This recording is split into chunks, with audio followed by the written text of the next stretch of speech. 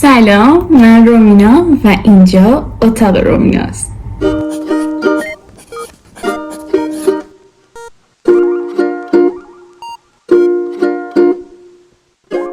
سلام بچه ها، به یه برش دیگه از مجموعه روزای معمولی و فکر غیر معمولی خوش اومدیم و این برش سوممونه.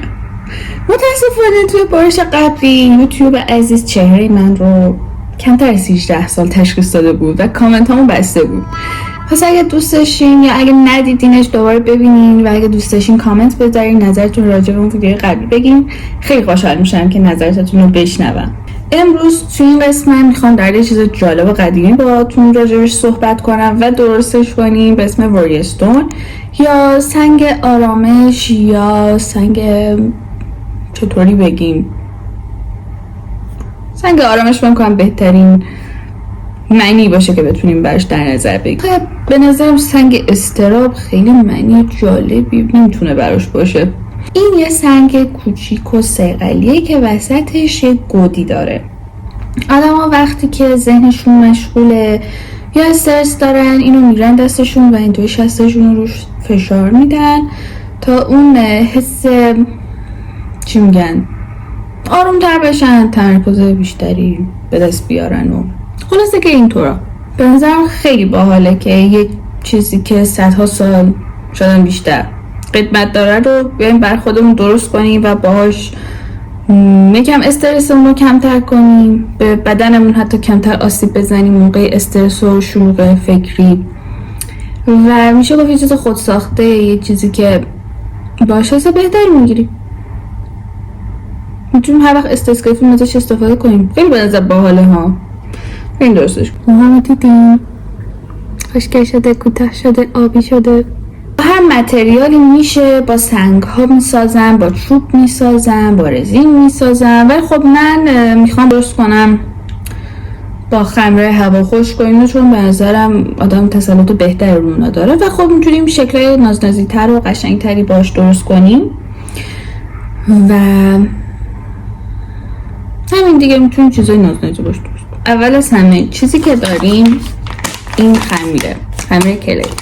این خمیر مجسمه سازی هوا خشکه، امیدوارم بتونین ببینین و خب بعد این رنگ پذیریش خوبه، بعد میتونین روش راحت رنگ بزنین.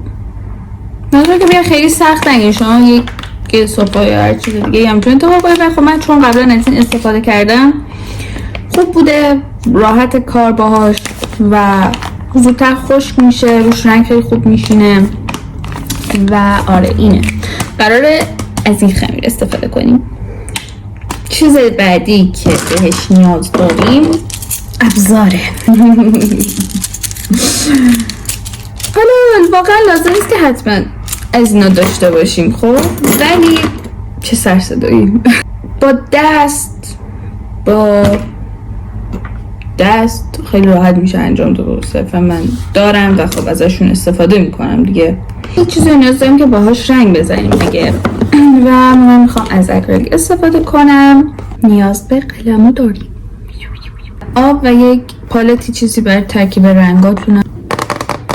یادم نرفته دستاتون تمیز باشه. اگر حساسیت داره دستاتون به این مواد حتما دستکش دستتون کنین. یک زیری صاف هم داشته باشین که وقتی میخوایم مثلا صاف کنیم چیزی یا اون کارمون رو بذاریم روش، خلاصه که تمیز و صاف و مرتب باشه همه چی. وسایلاتون هم میذارین کنارتون آماده همه چی و بریم که شروع کنیم. مثلا خمیر بس شد، خیلی تلاش کردم. یه خمیره دیگه. این بچه ها خمیر هوا خشکمونه. مقداری که میخوایم برمیداریم و خب من داشتم فکر میکردم که گربش کنم.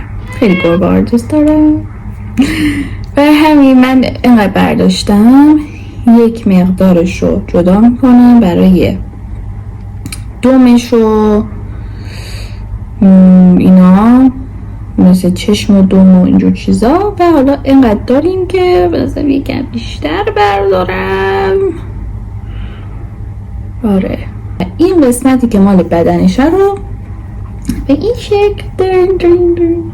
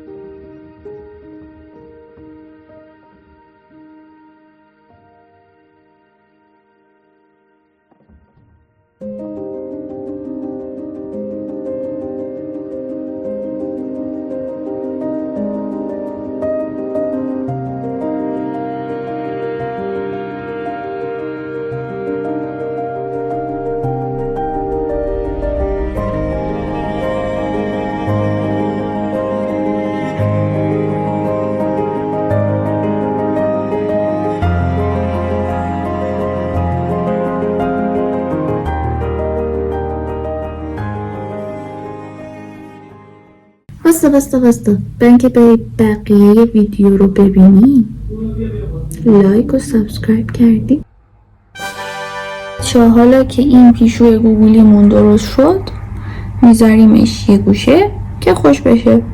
اما قبل از اینکه خوش بشه از اینا لازم داریم. خب بچه ها براش اینطوری این یکی از این کوچولوها رو میگیریم و میکنیم بالای این بالای کلش.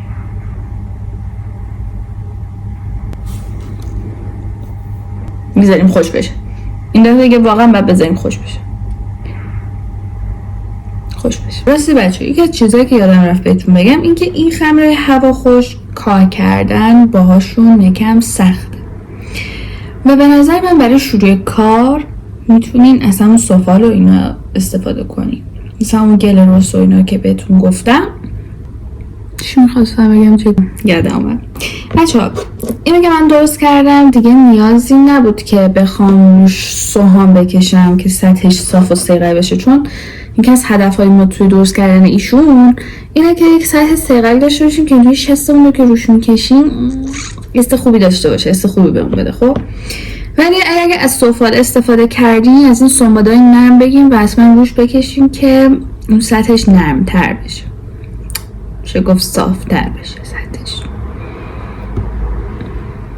خب بچه ها الان 24 ساعت گذشته حدوداً از اون موقع که ما پیشو رو ساختیم و الان این بچه خوش شده. امیدوارم درست مشخص بشه. یه چشش بزرگه یه چشش کوچیکه و این از قصده، چون خواستم که حالت پریشونی اینا داشته باشه. رسیدیم مرحله جذاب بعدی، اونم به اسم رنگ زدم و احتمالاً قراره که پیشون مشکی باشه. پیشوی مشکی دوست دارم.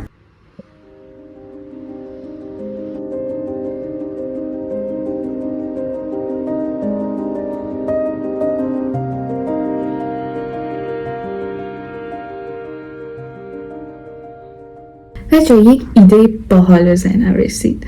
اونم اینه که شما میتونید توی دایرکت اینستا اگر منو فالو نمی‌کنین یا پیجمو ندارین توی بایو یوتیوبم هست، میتونین بیاین توی پیجم و تو دایرکت برام طرح مورد نظرتون رو بفرستین و من وریستون شخصی شما رو درست کنم و بعد براتون پست کنم. بچه ها تدام خوش شد، خیلی خوشگله، خیلی پیشو گیج مثلا آرامش، مثلا کسی که همش چیزی باید دستش باشه مثلا این واقعا خوبه. امیدوارم شما برای خودتون درست کنین، به منم بگین اگه چیزی درست کردین. من خوشحال میشم بدونم که شما این کار انجام دادید. بچه ها ممنون که تا اینجا با ما بودین. خیلی خوشحالم که تا آخر ویدیو همراهی کردین. تا ویدیوهای بعدی روزای معمولی و فکر غیر معمولی. خداحافظ.